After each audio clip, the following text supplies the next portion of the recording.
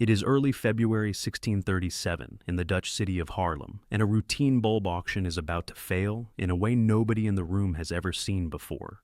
For months, auctions exactly like this one have been ending in a kind of controlled frenzy. Buyers competing against each other for bulbs that don't even exist yet, still sitting underground in some farmer's field, dormant and invisible, and every single time the price has gone up. Today it doesn't. The auctioneer opens the bidding at the usual level, and for the first time in this entire speculative run, nobody bids at all. Not a lower price, not a shrug, nothing. And within days, that silence in one auction room in one Dutch city spreads outward into what has become, for almost 400 years now, the go-to shorthand for financial madness itself. An entire market for flower bulbs collapsing to nearly zero in a matter of weeks, after briefly making some of those bulbs worth more than a house. This is a real documented event, preserved in Dutch notarial contracts, court records, and municipal archives from the period. But, and this is worth saying honestly right at the start, because it matters for everything that follows, the version of this story most people actually know, the one about starving weavers trading their looms for bulbs and sailors accidentally eating priceless tulips like they were onions, is considerably less reliable than the underlying financial event itself. We'll get to why. But first, the part that isn't in dispute. So how does a flower become worth more than a skilled tradesman earns in a decade?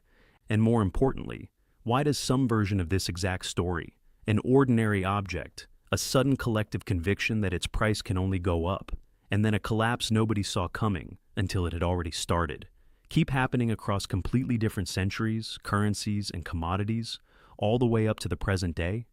To answer that, we need to look at three things: the actual financial mechanics that let a bulb market spiral this fast, the psychology of exactly why otherwise sensible merchants convinced themselves this made sense, and, because this case is genuinely unusual among market crashes, what the more careful modern research says actually happened once you go back and check the specific claims against the archives, rather than repeating a story that's been retold for almost 200 years.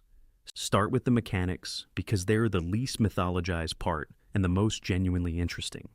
Tulips arrived in the Dutch Republic from the Ottoman Empire in the late 1500s, and by the 1630s, they had become a serious luxury good among wealthy merchants in a country that was, at that exact moment, extraordinarily rich. The Dutch Golden Age, fueled by global trade through the Dutch East India Company, had created a genuinely large class of people with real disposable wealth and a taste for status objects. Tulips fit that role perfectly. The rarest and most prized varieties weren't the plain single-color flowers. They were the broken tulips, ones with dramatic flame-like streaks and feathering across the petals.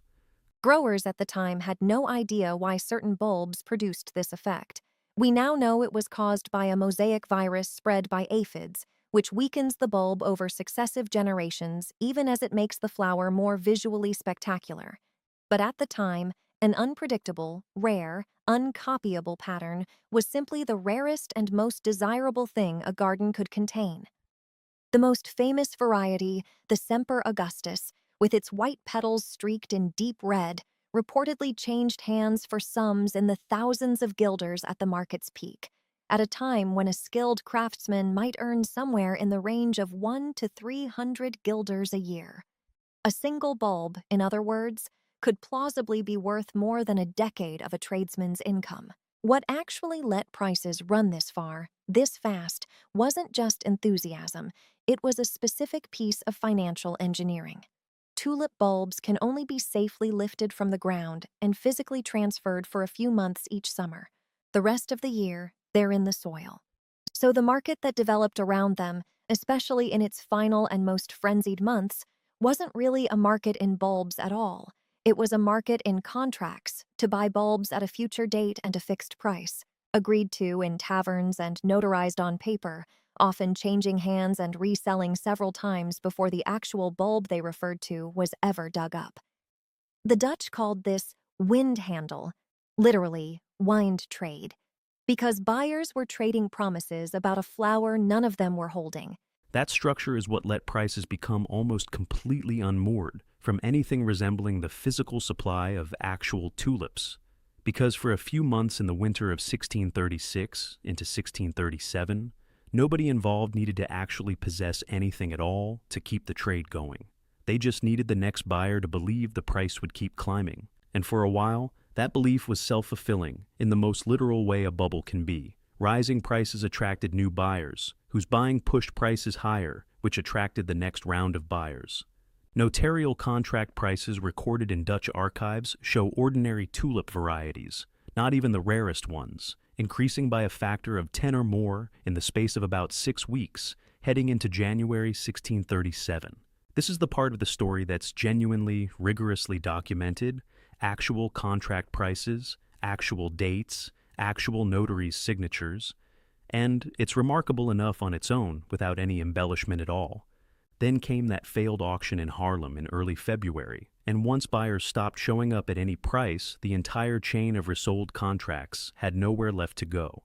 Every person holding a contract to buy a bulb at last month's inflated price was suddenly holding a piece of paper nobody wanted, and the collapse moved through the market roughly as fast as the rise had. Within weeks, some contract prices were reportedly down to a tiny fraction of their peak value. The Dutch authorities eventually intervened, and in a decision that says something interesting on its own about how differently this was treated compared to a normal debt default, the Court of Holland ultimately ruled that these speculative futures contracts could be legally dissolved by the buyer paying the seller a small percentage of the agreed price, often cited as somewhere around 3.5%, rather than the full amount. In effect, the state looked at an enormous chain of speculative gambling contracts and decided, after the fact, that they weren't fully enforceable debts in the first place. So that's the documented mechanical skeleton of the event: a genuine, sharp, unusually well-recorded speculative bubble in a futures market for a luxury commodity, followed by a genuine, sharp collapse, followed by a legal decision that effectively wrote much of the damage off the books, where things get more complicated and genuinely more interesting if you actually care about getting the story right rather than just repeating it, is in exactly how much real-world damage that collapse caused and who it actually happened to. The popular version of Tulip Mania, the one that's been retold in books, articles, and documentaries for close to 2 centuries now, paints a picture of a whole society gripped by madness. A real, or at least widely repeated story, features a sailor mistaking a rare and enormously valuable bulb for a common onion and eating it with his lunch, apparently unaware he had just consumed the equivalent of a house. Other popular retellings describe chimney sweeps and weavers mortgaging their homes and abandoning their trades entirely to speculate on flowers, and a national economy brought briefly to its knees by a collective flower-buying delusion.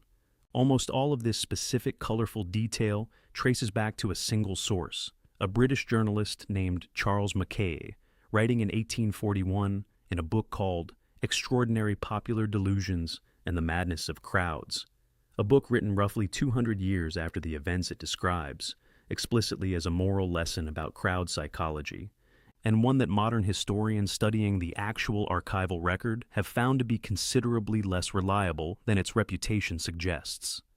When economic historians went back into the actual Dutch notarial archives, contracts, court records, estate inventories, municipal registers, decades later, what they found was a real financial bubble, but a far more contained one than the popular story implies. The economist Peter Garber, and, more thoroughly, the historian Anne Goldgar, spent years combing through the primary sources, and Goldgar's research in particular found something the popular narrative tends to leave out entirely. There is very little archival evidence of the mass bankruptcies, ruined weavers, or broader economic collapse that the legend describes. The people actually trading in tulip futures at the speculative peak appear, from the surviving records, to have mostly been merchants and skilled artisans who already had some disposable wealth and existing trade connections. Not, as the popular story suggests, ordinary desperate citizens of every class gambling their entire livelihoods on a flower. Goldgar has been fairly direct about this in her published work. She could not find a single verifiable bankruptcy that could be conclusively traced back to the tulip collapse, despite it having a reputation as one of history's great financial catastrophes. That doesn't mean nothing happened, or that the underlying event isn't real. The contracts, the price spike, the crash, and the court's intervention are all genuinely documented and genuinely remarkable on their own terms. What it means is that the version of the story that made it famous was substantially dramatized well after the fact, and the dramatized version is the one that stuck, because a story about a whole society briefly losing its mind over flowers is simply a better story than a real one, about a relatively contained speculative bubble among a specific merchant class that got legally unwound before it could spread much further. It's worth sitting with that for a second, because it's genuinely relevant to everything we're going to cover in this series. Even the most famous, most frequently cited example of financial madness in Western history turns out to be partly a legend, built on top of a real event, by a writer working 2 centuries after the fact for a general audience that wanted a morality tale more than an accurate account. And that's arguably the more useful lesson buried in this whole story than the flower prices themselves. Speculative bubbles are real. They recur across radically different centuries and commodities, and the underlying mechanism, an asset with a genuinely unpredictable, sometimes gameable value, a new financial instrument that lets people trade exposure to it without holding the thing itself, and a self-reinforcing cycle of rising prices attracting the next round of buyers, shows up again and again, from tulip futures in a Harlem tavern in 1636, to stock certificates in 1929, to mortgage derivatives in 2007. But the myths that grow up around each of these events afterward, the version that gets told and retold because it's more satisfying than the archival truth, deserve exactly the same scrutiny as the crash itself. We're going to be telling a lot of these stories in this series, and we're going to try to hold them to the same standard we just held this one to, what actually happened according to the documents, and what got added later because it made for a better story. Because in the end, the auctioneer in Harlem, who opened the bidding to silence that morning in February 1637, wasn't watching a nation lose its mind. He was watching something much smaller, and, in its own way, much more familiar. A market that had convinced itself a rising price was information, right up until the exact moment it stopped being able to convince anyone else.